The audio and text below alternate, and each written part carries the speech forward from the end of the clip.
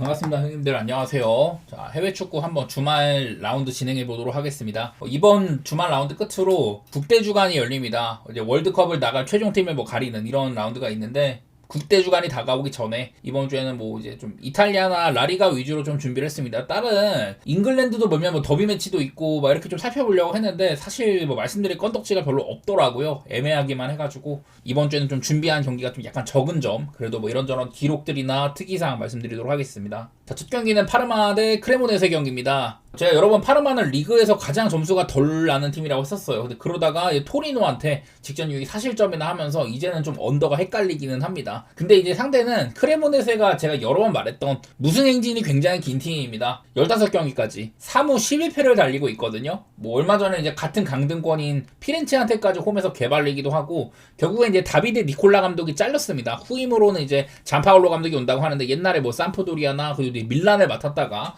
밀란에서 제대로 죽순 다음에는 그 다음에 이제 좀 일부 리그 정규 감독과는 거리가 좀 먼지 오래됐어요. 그래서 이런 감독 교체라든지, 사실 또 이제 파르마의 공격 부진이 거슬리지만은 그거보다 더 심각한 거는 이런 크레모네세의 최근 폼이다. 시즌 초반에는 약간 좀 균열을 일으키는 그런 승격 팀이었는데, 최근에 그냥 이렇거든요. 넓게 봤을 때는 8경기 동안 1무 7패 이러고 있어가지고, 그냥 저는 크레모네세를 전혀 볼 수 없다, 그런 마인드고요.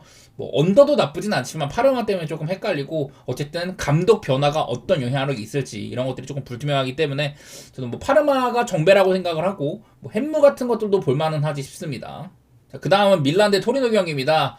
이제 토리노도 얼마 전에 감독을 바꿨잖아요. 제가 이제 다베르사 감독을 선임을 해가지고 그간의 이런 좀 안 좋은 수비력을 좀 안정화시킬 수 있는 감독이 왔다고 했는데, 감독 바꾸고 지금 3경기 만에 2승째입니다. 그런 다베르사 선임이 적중한 것 같고요. 마침 요즘에 이제 밀란이 좀 무패 행진도 깨지고 좀 주춤하는 중이기도 해요. 맞대결 같은 걸로도 사실 좀 특이사항이 약간 있는데, 2020년 이때 한번 토리노가 연장이라고 그러고, 정규 시간에는 토리노가 원정에서 이긴 적이 있었습니다. 딱 이게 밀레니엄 이후에 정규 시간대로는 이 밀란의 홈 산시로에서는 13승 8무 1패를 달리고 있다고 하더라고요. 그러니까 맞대결로 밀란이 많이 이겼고 딱 이제 한 번밖에 안 졌다, 컵 대회에서. 그런 셈인데, 대단히 또 무비율도 높은 편이고, 이 13승 중에 8번이 햄무였었거든요. 그래서 양 팀의 이런 좀 최근의 분위기를 봤었을 때는 토리노가 좀 그래도 좀 올라오는 게 보이긴 해서, 개인적으로는 마헨을 결코 쉽게 보면 안 되는 경기 같아요. 지금 밀란도 살짝 이제 퓰리식이나 레앙 사이에 갈등이 약간 있었다든지 부상자도 많고,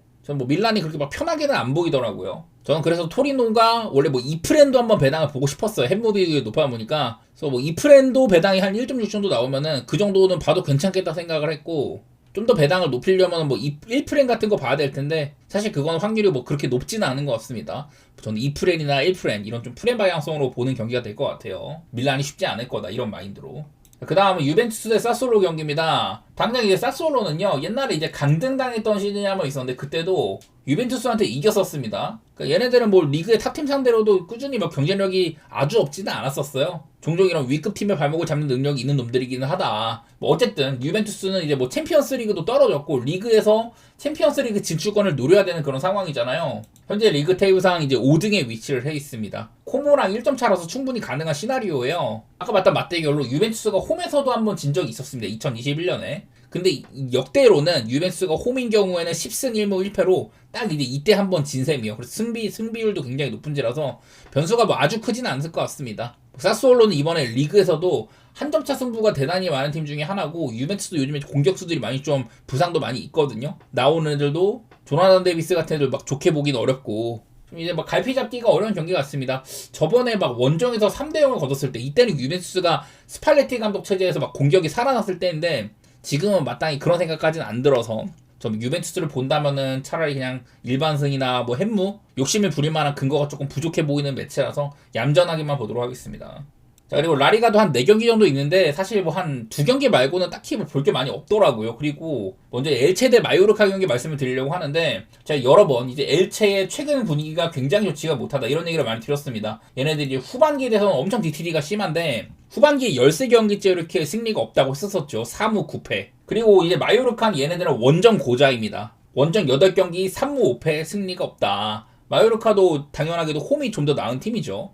엘체는 아예 원래 원정에서는 14경기 무승인데 그래도 홈이 좀 낮고 이런 구도여서 약간 좀 엘체로 기우나 싶긴 하지만은 어쨌든 아까 말했던 마요르카 원정 무승과 엘체 후반기 13경기 무승 이런 것들이 충돌을 하니까 뭐 사이좋게 그냥 무승부 나눠가지만도 한 것 같고 어느 한쪽이 이긴다면 이런 기록들이 깨지는 거라 가지고 뭐 저는 뭐 딱히 뭐 쉽지는 않을 것 같습니다. 둘 다 뭐 하위권에 있는 애들이기도 하니까 엘체 입장에서는 이 경기를 마요르카를 잡아야지 끌어내리고 본인들은 강등권을 탈출할 수 있는 이런 발판을 마련하는 셈이거든요. 엘체의 그런 강등 탈출 의지는 있을 거다. 뭐 무승부라든지 뭐 엘체가 그래도 조금 더 햄무 같은 거 이런 거는 노려볼만 하지 싶기는 합니다.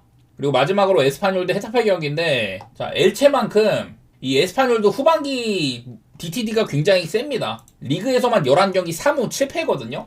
반대로 이제 헤타페는 라리가에서 가장 점수가 안 나는 팀이죠. 53득실입니다. 라리가가 언더팀들이 많은 편인데 헤타페가 그 중에서도 독보적이에요. 최근에는 뭐 6경기 동안 4승 나름대로 견실한 면모도 있고 에스파뇰의 이런 DTD를 생각을 했을 때 헤타페가 역배를 받았으면 저는 뭐 프렌이라든지 뭐 언더 같은 것들도 생각은 나거든요. 근데 언더는 에스파뇰이 무승 기간에도 11경기 동안 13득점 25실점 이제 무득점 경기도 2경기밖에 없었어가지고 차라리 언더보다는 그냥 프렌 보는 게 낫지 않을까 그런 생각이 들었네요. 저는 뭐 헤타페도 원정이다 보니 뭐 무승부라든지 헤타페 프렌 언더 뭐 이런 시각으로 정해보도록 하겠습니다.